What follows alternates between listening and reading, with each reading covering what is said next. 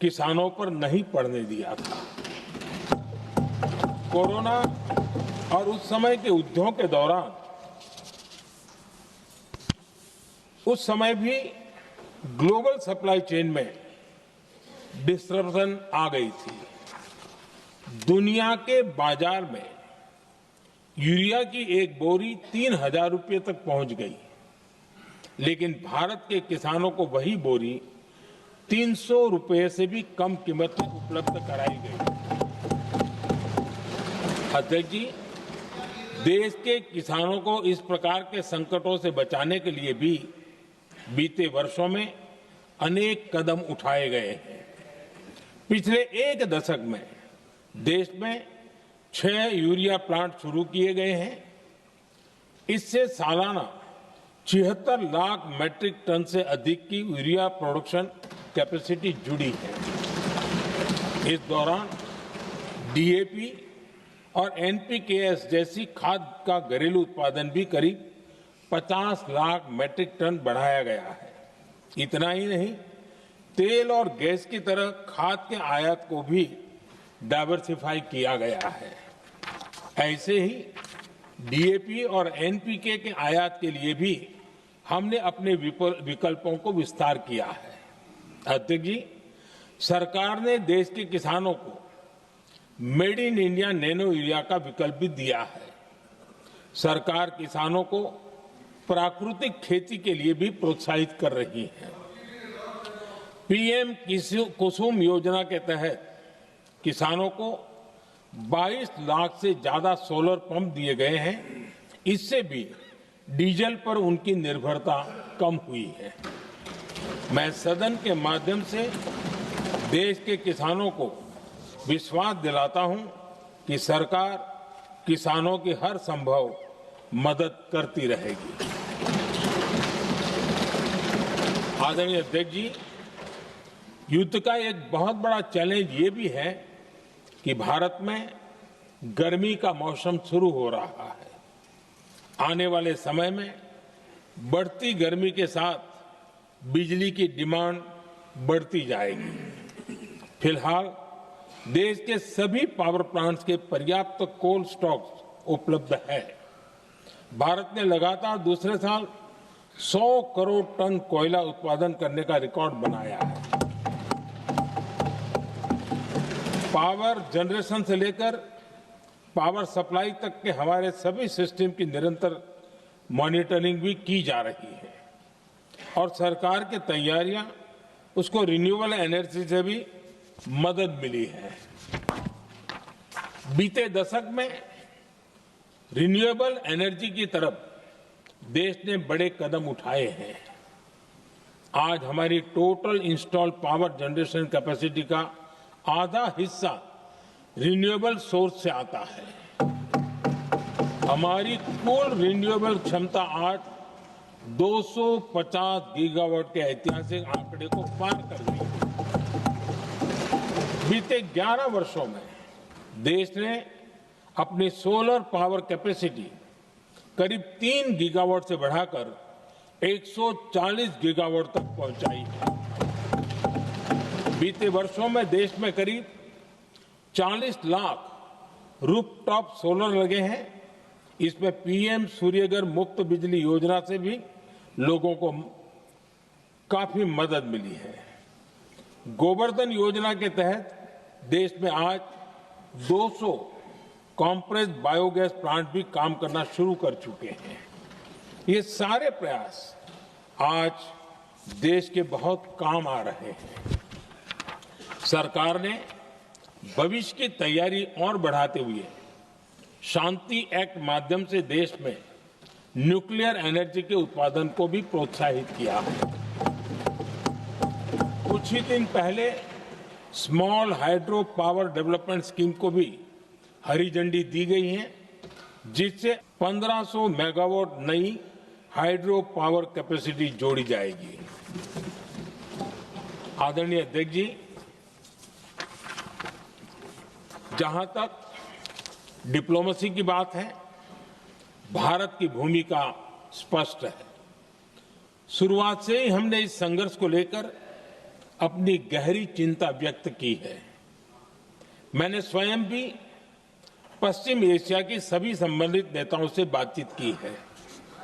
मैंने सभी से तनाव को कम करने और इस संघर्ष को खत्म करने का आग्रह किया है। भारत ने नागरिकों, एनर्जी और ट्रांसपोर्ट से जुड़े इंफ्रास्ट्रक्चर पर हमलों का विरोध किया है। कमर्शियल जहाजों पर हमला और हॉर्मुज स्ट्रेट जैसे अंतर्राष्ट्रीय जलमार्ग में रुकावट अस्वीकार्य है। भारत डिप्लोमेसी के जरिए युद्ध के इस माहौल में भी भारतीय जहाजों के सुरक्षित आवागमन के लिए निरंतर प्रयास कर रहा है। अध्यक्ष महोदय, भारत हमेशा से ही मानवता के हित में और शांति के पक्ष में अपनी आवाज उठाता रहा है।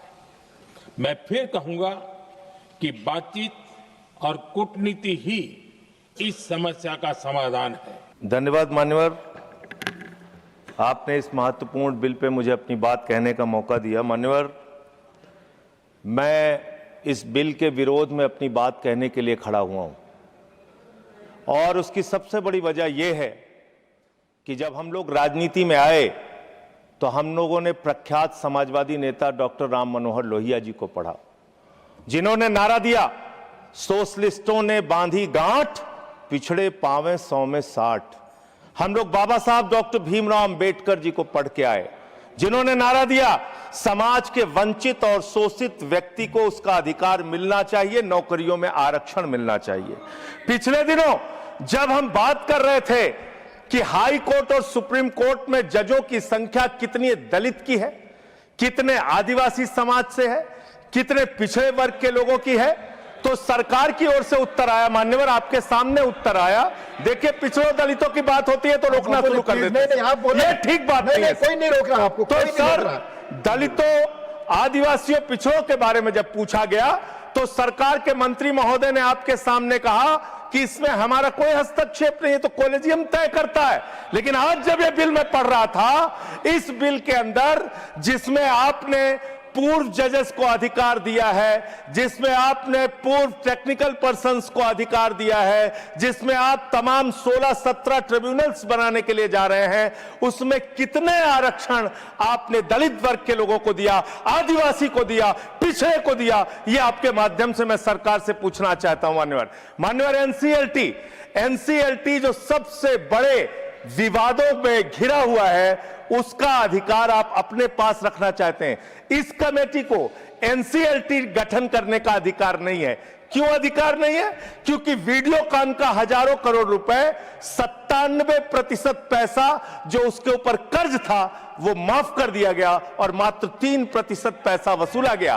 5,53,000 करोड़ रुपए में से मात्र 3.5 लाख करोड़ रुपए माफ किया गया और बाकी पैसा वसूल किया गया। ये सारा खेल एनसीएलटी के माध्यम से हो रहा है, जिसमें हजारों लाखों करोड़ रुपए बड़े बड़े पूंजीपतियों का आप माफ करते हैं और उसके गठन का अधिकार आप अपने हाथ में रखना चाहते हैं। मान्यवर, मैं आपके माध्यम से ये बताना चाहता हूं सरकार को, मैं सूची पढ़ रहा था। मान्यवर, सुप्रीम कोर्ट के अब तक के जितने जजेज हुए, उनमें से 10.5 करोड़ की आबादी वाले आदिवासी समाज के मात्र एक जज सुप्रीम कोर्ट में हुए। मान्यवर, एक जज हुए।